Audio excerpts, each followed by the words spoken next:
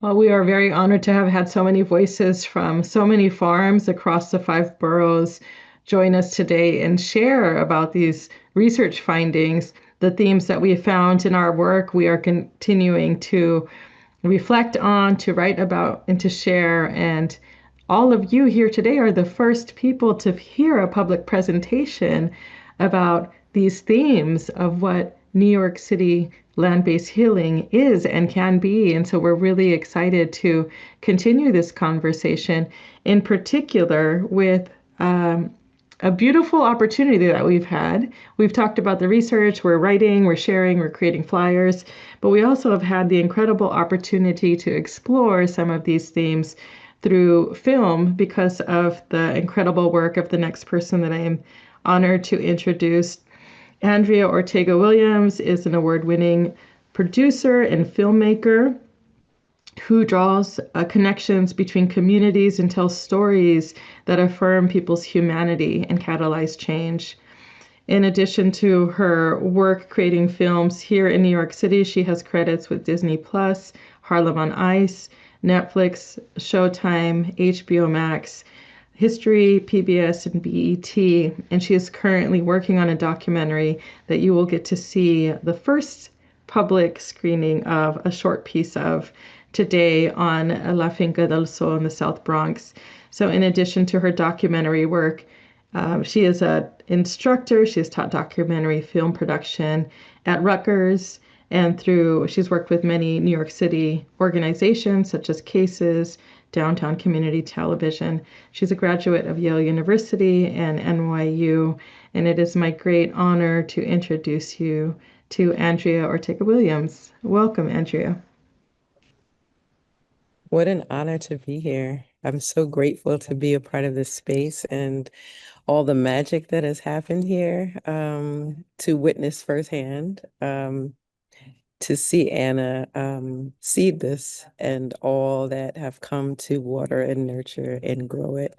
Um, I'm just really grateful. So I just wanted to say that. And I wanted to acknowledge my ancestors who I believe brought me in this direction, to learn and share stories about the magic of the earth and all that grows there. And I want to just also acknowledge my teachers on this call, Dr. Anna Ortega-Williams, Vanessa, for all that they do and all that they have done, and also Mama Edu, who's not here, but she was one of the first people in my adult community to really talk to me about the earth and its powers, and also Nancy, who is on this call, and all of the farmers from La Finca. They've taught me so much. In terms of community, in terms of farming, in terms of so many ways to approach life, really. And I guess what I want to say just briefly before I introduce the segment that we're about to see is that um, La Finca has taught me about resilience and regeneration in ways that I think are really powerful for myself as a filmmaker and as a mother and a budding farmer. Um, and that is something that I try to bring into my work. I've always seen film and storytelling as a form of healing. So it's interesting to think about land-based healing and story-based healing and how they work together. And, my approach has always been to really lift up the voices of people who don't usually get to be in the spotlight and to honor them, not just in the story that's told, but hopefully in the process of making the story. So, um, in making the story of La Finca, I'd spent time getting to speak to Nancy, getting to speak to the gardeners there before even turning on a camera. And they had a lot to share and a lot to teach me about. And I was really grateful for that. And also thinking about like, how can I support? So, even when we're filming, trying to think about, well, tables need to be brought to the farm. So while I'm getting my crew together, let me see if I can go and pick up some tables and contribute in that way. And, that has been a really good process for me. And this year I started a new job, which it just took me and grabbed me in a whole different direction. And in some ways it was very exhilarating. And I learned a lot and consolidated things that I have known as a filmmaker by being really like on the ground again, doing things, which actually helped me to work on this film again. So I'm really grateful for that. And I'm just grateful also that the opportunity to connect with La Finca remained through the footage and also through the community over this time, and just really showed me about the power of resilience in that way as well. So I hope that you enjoy this offering. It's a rough cut. So that means that certain things are not as polished, but I think that's also a lesson that I've learned here is to just show up. So I'm showing up with my offering.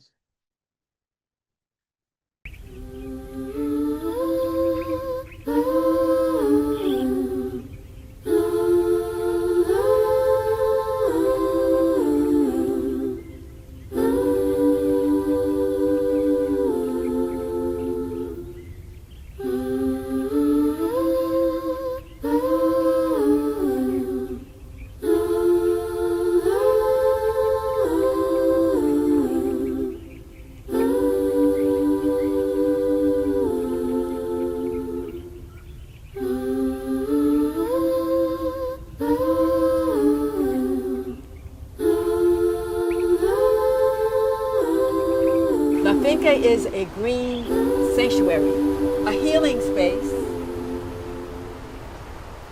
a place of empowerment because we can choose what we're growing and how, what soils and what seeds we can access. We have people who have been coming here for several years, every summer, to gather together. We want to build unity. We're developing our writing and sharing. Hello guys, my name is Precious and I would say I feel loved. Hi, I'm Jill. I feel like energy, sort of like soda, and specifically like ginger ale, that amber color with the fizz. Once you enter the gates, it's your space. You could claim it. And the greenery is healing. I've written some poems about it. I was attracted to picking up this leaf, and I feel like the leaf, which is got these textures. It's soft and flexible. I have come in here with worries, economic worries, arguments, issues and worries about my family. And then when I get in here and I start working with the dirt, planting or weeding, it just falls off me. It just slides right off me.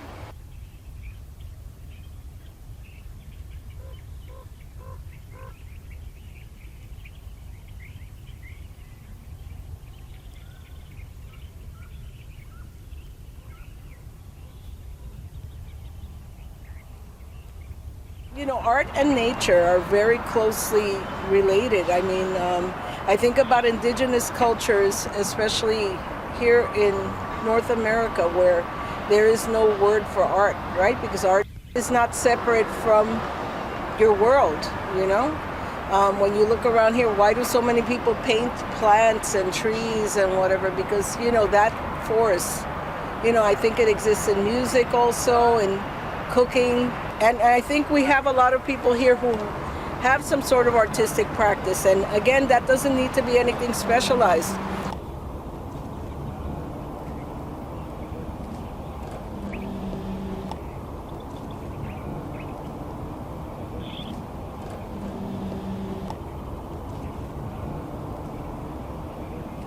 Art is important in our lives, and again, in whatever form it takes, music, dance, you know, visual art. So that's why we want to celebrate it with this. So this piece is actually called "This Will Be Yours," because, you know, tobacco is a very powerful thing, you know, in our islands, and our elders used it a lot. And also, you know, a little bit of the Puerto Rican imagery, the shell, because we're, you know, island people. The seeds, right, our knowledge that dispersed, that's sort of a nod to Africa, where people brought the seeds in their hair, to be able to propagate the plants here and keep it going. And some of those plants are here at La Finca. So yeah, this piece it's simple looking, but this is really about heritage and passing down. I always tell people that when you come to La Finca and you do anything here, you put a seed in or you leave a little bit of yourself, and there are days, especially when it's quiet and you sit here and you just remember all the years, what happened in this year, what happened, after that. And, like this, it's sort of a guide to the future.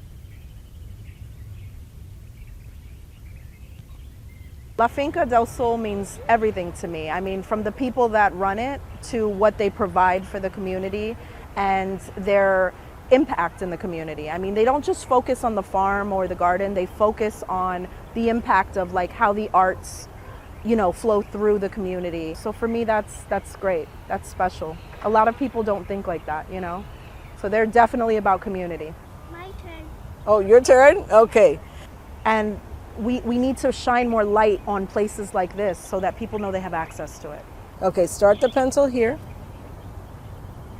Okay. Right there, along the ruler.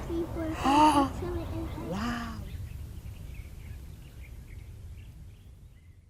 I invite us just to breathe in the beauty of the sights, the sounds that were captured.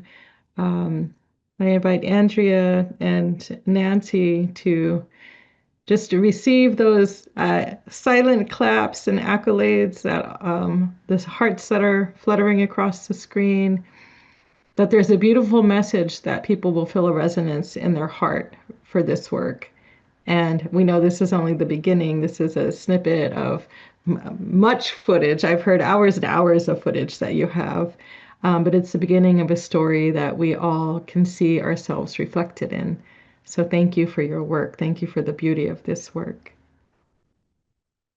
I invite Andrea and Nancy to speak to, if you would like to, what this was like as a process for the both of you to have a story captured in this particular way, and what it was like for you to see this vision reflected and shared with so many people today.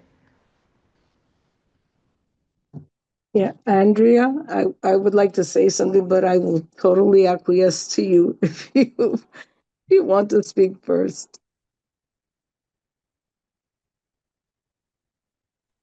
So I just wanted to say that working with Andrea has been such a bonus in all of this, to have her come into our lives and to our space, to have her, become a part of our collective has been so powerful. It is, everyone brings their love and their passion to this farm. So we feel very blessed that you brought this particular skill in and that you chose us, as the focus of your creativity. For me, I don't see a separation of anything that I do in my life from creativity. I am in awe of it. And, we are all part of that creation, right? When I'm on the land alone or sharing with others, there are moments when I most feel the essence of the creator, of our being part of that creation. And I feel our communities become whole when we pass on that recognition of creativity, right? Of nurturing and working with the land and each other, and how we make sense of these abilities. You're a filmmaker. My mother was a florist, right? A matriarch who taught us how to speak to elders, babies, animals, and our neighbors from all over the world that came to the South Bronx. She led us to observe our physical space, recognize the beauty and uniqueness of it all, and land-based healing. And this experience filming with you, Andrea, has enabled all the generations that have been and different people that have been a part of the project to actually be and work together for real. So much of our society has become compartmentalized, and we've lost some of the ability to readily learn from observing and being sparked, right, by children and elders and everyone in between. Our emotions communicate to plants and even to the organisms underground, right, that are spurring all this growth. And when we have the kind of energy that this has brought to the farm, this filmmaking, this observation, because you're leading by example, right? You're observing us, and we're in turn being inspired to observe more of what we are doing in this work. We exchange stories and tips. Elders teach about recipes and art and medicine.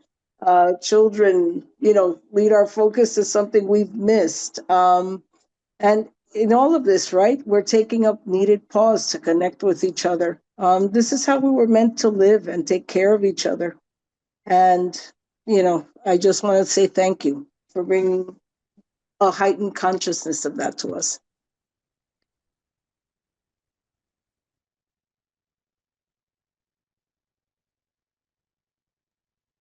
And I just want to thank you again for the opportunity, I really do appreciate it. And also I want to give a shout to Dr. Anna Ortega-Williams, of course, and Vanessa, who has just shown up as an angel in different points, that have added the collective watering to the soil and the seed of what this film is, and just I'm just very grateful. Thank you so much, Andrea. And what can people expect next? Will this be something that you'll continue to work on and be sharing in the future and within the coming year? Yes, I'm looking for funding so that I can continue editing and doing all the things necessary to work with the beautiful footage that I had the opportunity to film last summer. Also to try to fundraise to make a feature film, that would be great. And think about different ways of continuing to collaborate with Land-Based Healing and just thinking about how to elevate and amplify the stories of farmers around the city. Beautiful. Well, thank you so much for letting us be the first audience that this is shared with, all the snaps and claps for this beautiful work in progress. And those of you who are here on the Zoom, if you know a funder, let us know. We know some wonderful ways that those funds can be used.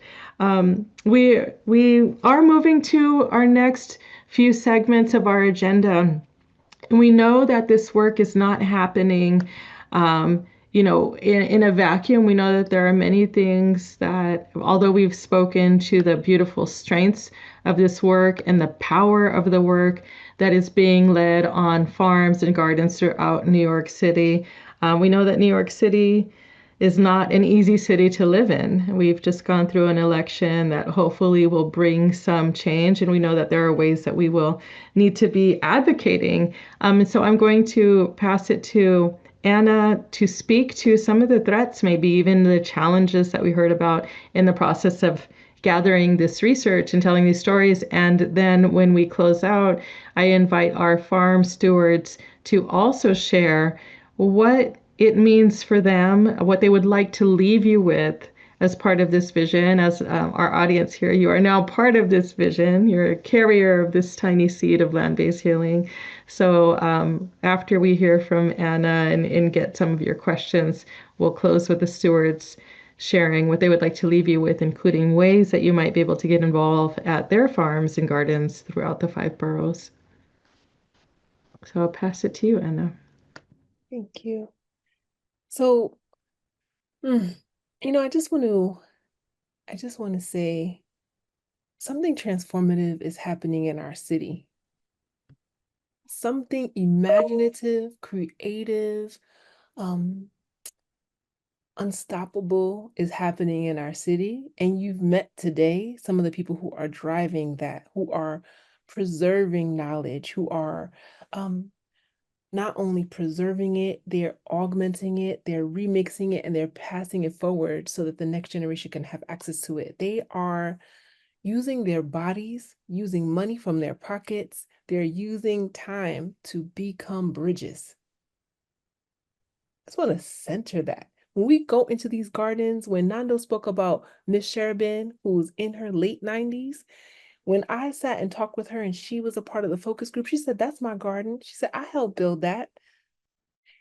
She said, "I don't like dirt. I don't touch worms." And I thought that was the funniest thing in the world. But she said, "I know what beauty means and what beauty means in a community and what beauty means in Harlem. And that's why I helped to build that garden and why she sits as a gatekeeper in front of it." She's like, "Can I help you?"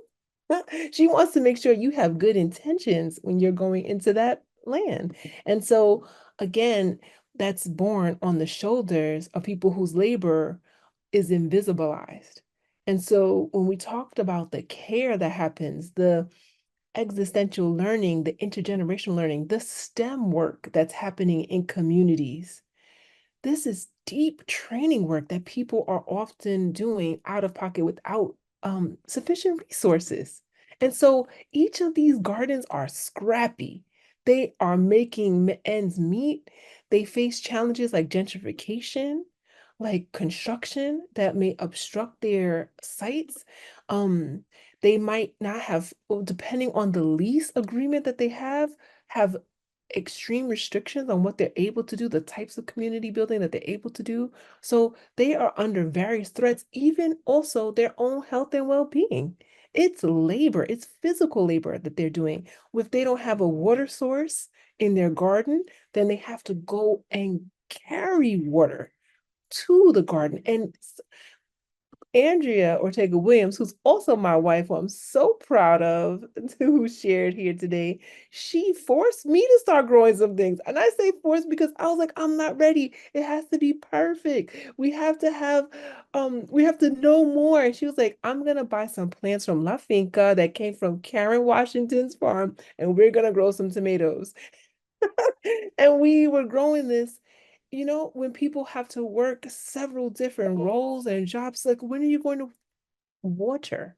So just knowing that again, these um these gardens, these havens, that all of this work is happening within, it's underneath the radar in terms of government support, in terms of long-term stability. And they have, each of the garden leads have ample ideas of how to make it sustainable, how resources can be stretched across the city. They are ready to be architects of how we can reinvent mental health care.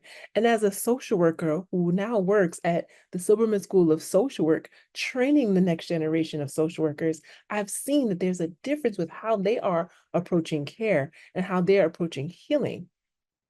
They're not relying on the traditional canons of what informs how community is built. And so it's important that we're able to cultivate that, preserve it, protect it, and continue its sustainability. So those are some of the threats in our city, especially in a city that's predominantly inhabited by folks who rent, right? So that at any point, if there isn't a rent stabilization law, then they could be driven out. And we've seen that over the decades, there have been different shifts in terms of who's able to stay in this city, even if the labor is being done in these community gardens for the well-being of all. Sometimes it might drive up rate because then that might be considered a safer neighborhood in our city. So it's very interesting dance that our leaders, that our stewards are doing. And it's important that they get the support that they need. So those are just some, and I want to just shout out Ruby and other youth who were a part of the project who couldn't because they also needed to work or lost work and tried to find more work. And so throughout the process, we had some folks who were able to stay and some who couldn't based on the pressures that exist in our city. And so we got to see it firsthand. Thank you so much. And we're speaking into existence, not just what the challenges are, but the ways that this work can be supported. So thank you, those of you who are adding funding opportunities to the chat. We love to see that. We're going to turn now to questions from you all here. And what I would invite you to do is to type any questions that you have for any of our farmers or for our filmmaker, Andrea, here into the chat, and I'll do my best to make sure that we can get your questions answered. And while you think about, perhaps you need a moment to think about, is there something that you would like to share? Is there something you would like to ask? while you think about that, I'll ask one of our colleagues from the Academy team to drop the PDF in the chat. The findings that we shared with you all here, this is the first time they're being shared with the public in this way. So we are so grateful for you being here. We do have a PDF of those findings, and we encourage you to read it and get more familiar with what it is that we are uncovering, we are unearthing together as we harvest the results of this research. And in addition to that, we're going to be closing with how you might even be able to come visit the farms and gardens throughout New York City. So any questions or anything from you all here who have gathered to listen to these words today?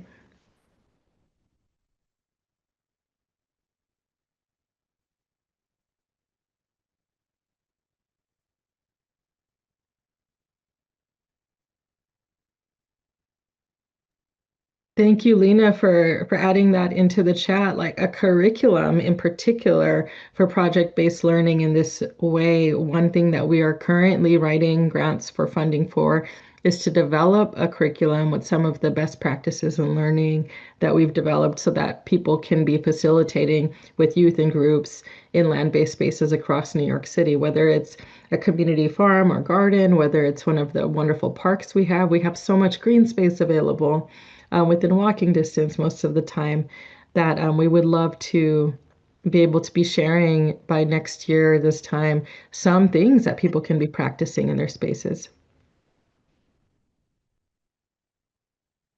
Well, I am going to pass it to Dr. Anna and then invite our farm stewards to then share what are the ways people can be involved in your particular farm and garden, and what are the things for each of you that have been tending land and participating as co-researchers with us, what do you want to leave our audience with today?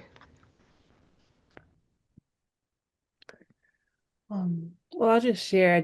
I saw I think it was Andre in the chat that said credible youth need to hear this, credible messengers need to hear this. And what I would want to leave you with is that we have open hands. So if you see yourself in this, if you see how this could support healing where you are, there are open hands. We are so excited to partner with you. We're so excited to continue new phases of research. I want to build a whole research lab. I want us to travel internationally. We're making connections across the nation to talk about land-based healing and to better understand how this is happening in many different cultures and many different spaces. So if you're interested, we would love to connect. So please reach out. And I put our website in the chat. We're very proud of that website. Take a look. You can see the shout out pages, the oral histories that the gardeners, the farmers created for themselves to speak about what matters to them about their work. And that's it. Thank you. Thank you for your trust and your presence.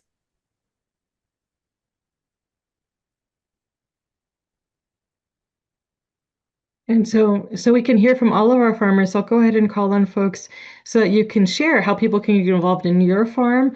If you're sharing links, we'll add those while you're speaking, and what you'd like to leave people with. So we'll go to Clarissa and then Alex and Nando.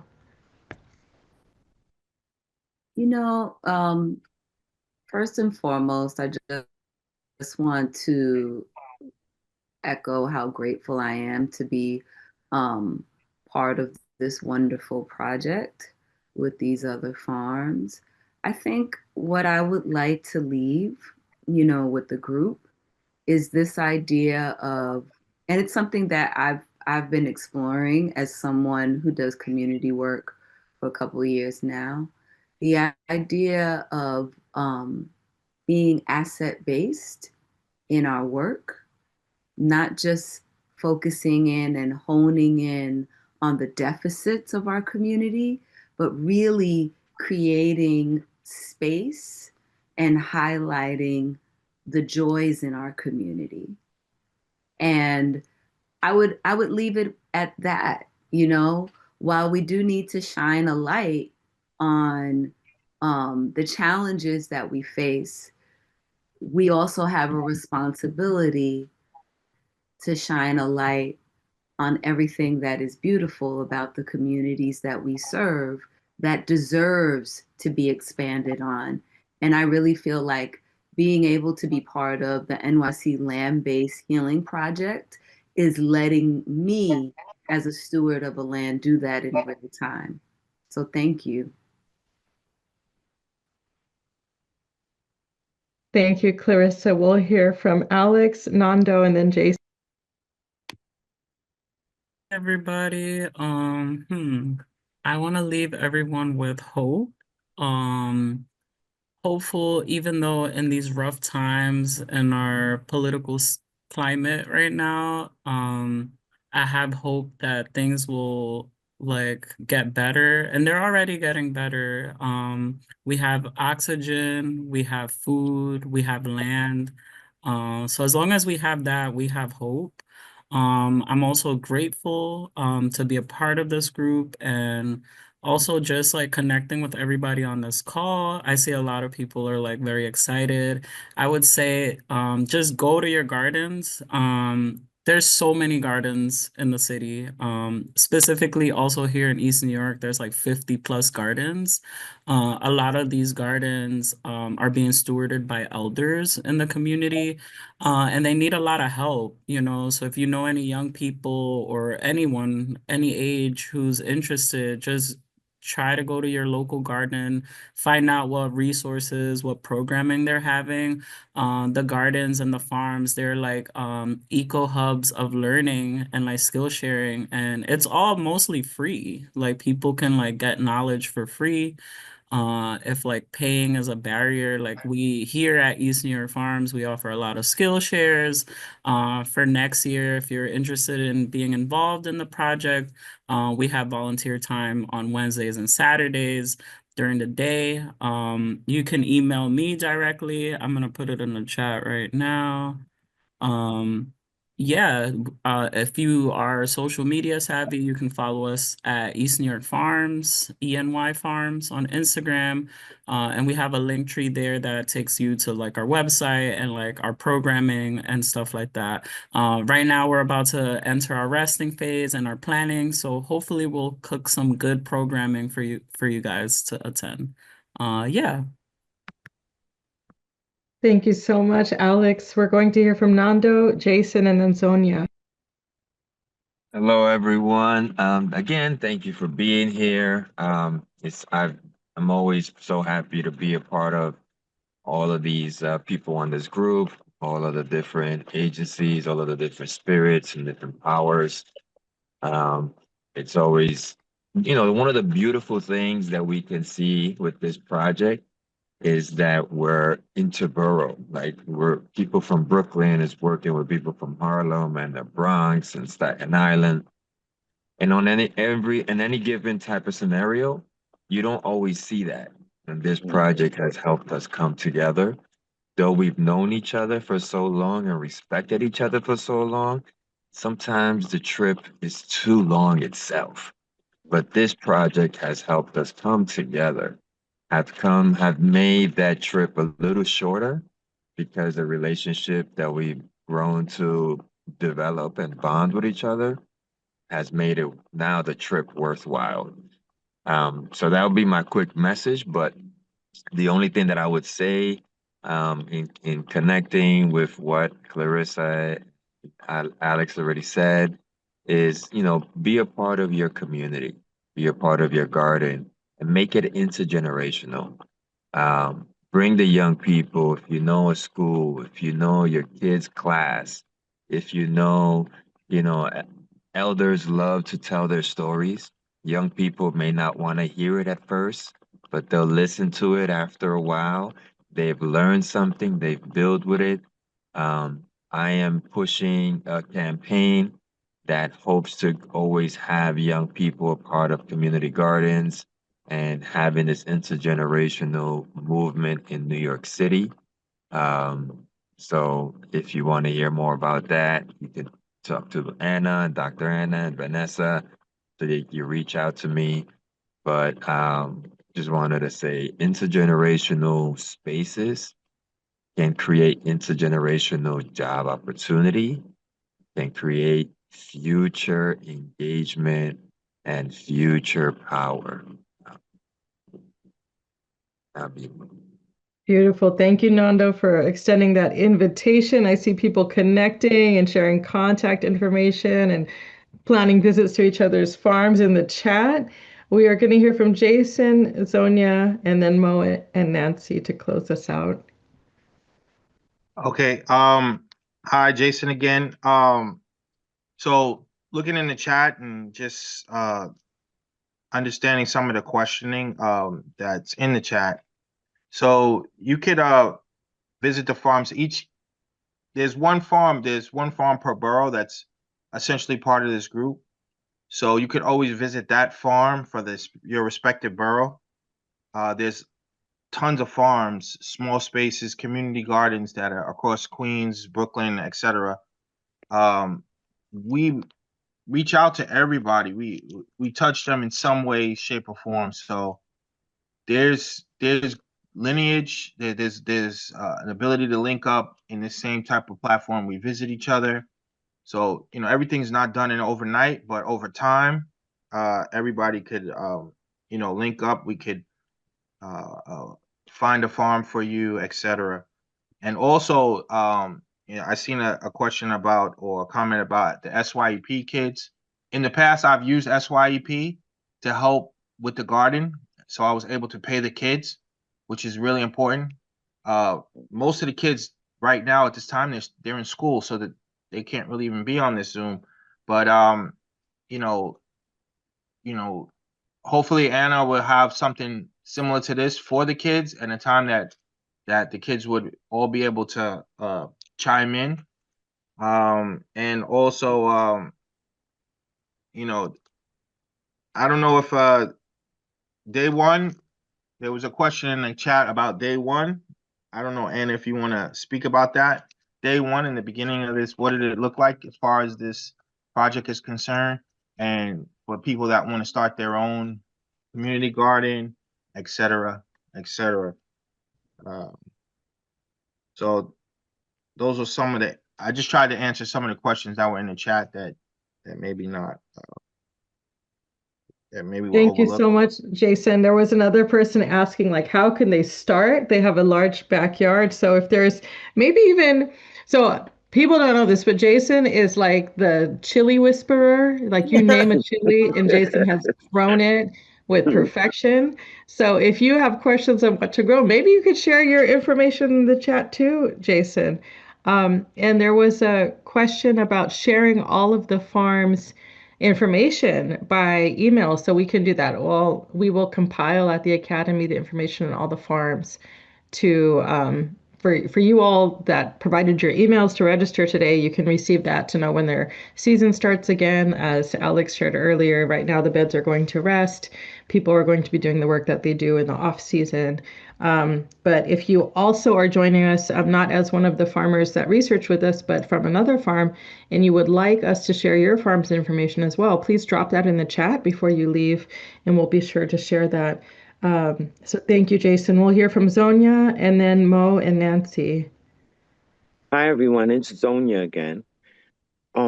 If you're a teacher or a community person, whatever capacity you serve in your community, please tell your stories to the youth. And also, the youth may have stories they want to tell you. Please connect the ties that bind so that we can continue to have food sustainability in our urban communities and justice, because our youth deserve that. They are deserving. If they are willing to learn from their ancestors and their elders how to move forward and fine tune the knowledge that we leave them, we have to do everything we can to support future food justice and food sustainability, because we are living in real funny times, and I'm sure everyone's aware of that. If you can grow food, you can live. If you can figure out how to pass that knowledge, everything all goes back to us being able to live and sustain our bodies. Not just the earth, but our bodies as well, because the bodies are needed and the minds to do these things. And I'll just add also, internships are very important. If you can make those in your communities, they're great. I've worked with SYEP for more than 15 years, but the internships are also important because sometimes the youth do not get picked for SYEP. So there's a net that can be created with internships. And that's it. Thank you, Zonia, for your wisdom, for your eldership, for all the thousands of young people. Snaps and claps, please give it up for Zonia, for the thousands of young people who have gone onto your youth farms and planted seeds for the first time. Thank you. We'll hear from Mo and Nancy, and then have the great pleasure of hearing from Idu, who joined us. Hey, I think I will close out by saying, just being here is always super inspiring, but I think I'm feeling like tasked with a motivation to find new ways to connect with um, the people around me. Like community gardening is one of them, absolutely. But I'm thinking that like as it's getting colder and like Zonia said, we're in funny times, like we're solely relying on like social media to connect with one another. And I just want to find new ways to like bring each other together and like world build, dream up a better future. And yeah. So I guess I'm just, yeah, feeling super inspired to find new ways to connect with folks outside of the phone and outside of Instagram. And yeah. Thank you, Mo, for being that mycelia, that connective tissue, moving in the dark underground. We'll hear from Nancy, and Nancy, if you're able to share. Yes, thank you, Vanessa, and thank you all who spoke. I just wanted to say that in terms of how to do this, in your spaces, just find people who want to come together, who, want to develop space and skills, who, have some time to come together and either start from where you're standing right now, as Abu Talib, a great gardener from the Bronx, says, or, vision where you want to be. At La Finca, we've been blessed to have people who can offer all different kinds of skills: culinary training, carpentry, beekeeping, art, as well as farming, of course. But often young people, especially in the places like the South Bronx, have to make hard choices.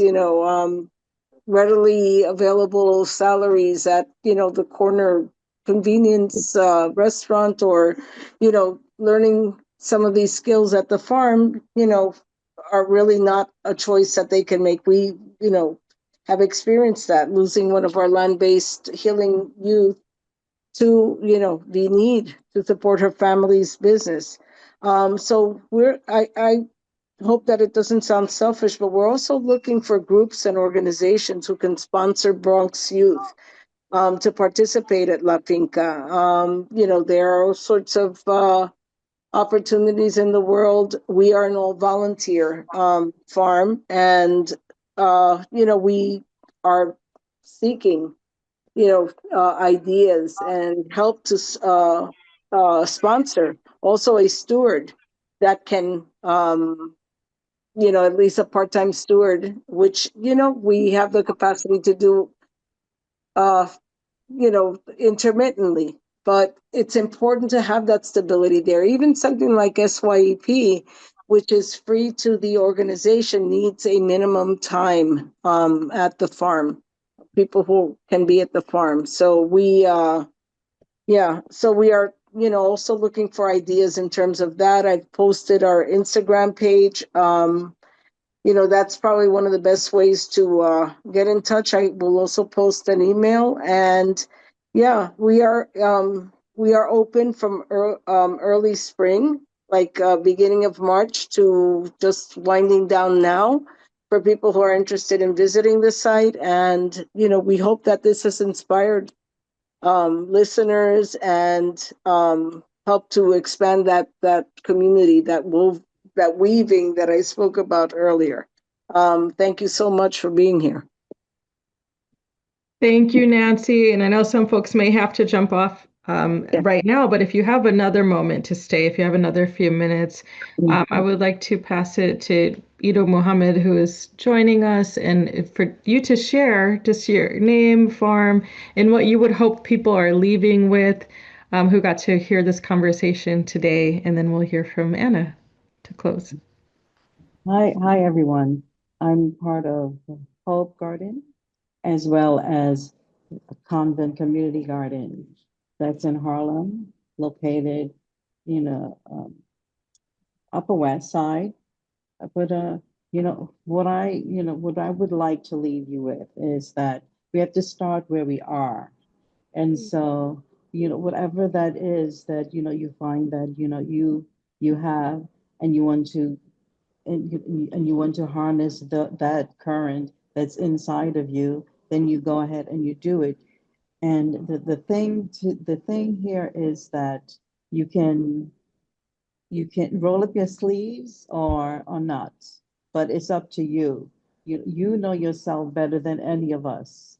And that's what I want to leave. It's very brief and short, but there's a journey that we all have to take. And I can't, tell you what to do. All I can do is help guide you and help push you in the right direction or in the direction that is suited for you, where you are feel that you can give and receive. Is also partly of receiving information and giving, is I try to give as much as I can 100%, and that's all I can do, and is give of my time right now, because this is what I have myself, and you have you.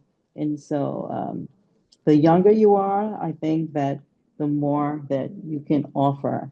Not that, the elders like us don't have, but we do have a sense of also understanding that our future lies with you. And thank you so much for listening. And I apologize for not getting on. I had a prior engagement that I had to fulfill. Thank you No so worries. much. We're glad that your voice was present here with us to close. Thank you, Ido.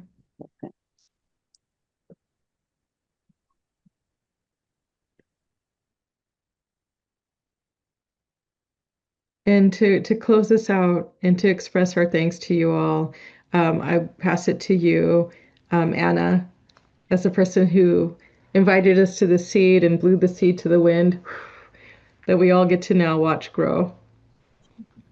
Well, I just have so much thanks and appreciation. Thank you for so many who joined us today. Please follow us on our website. We have an Instagram page. Yeah, we just appreciate your courage for saying all of the stories that you shared, and your hope. Hope takes something. And so I just encourage you to keep hoping and to keep dreaming and to keep building the community needed to make those visions come to pass. We can do it. We can do it. So thank you. Absolutely. And thank you to New York City Opportunity, our sponsors who joined us today, the Mayor's Office of Community Mental Health. We thank you. And to the Academy team for helming all the back end nuts and bolts, Helen and Kelsey, for everything it took for us to be able to present this beautiful work to the world. And for all of you for your time and attention. We hope that there is something you take away here that helps foster your own connection to healing in the land that you tend to, in the land that is blessed with your presence. Thank you all so very much, and we look forward to sharing our next iteration of this work when we present again.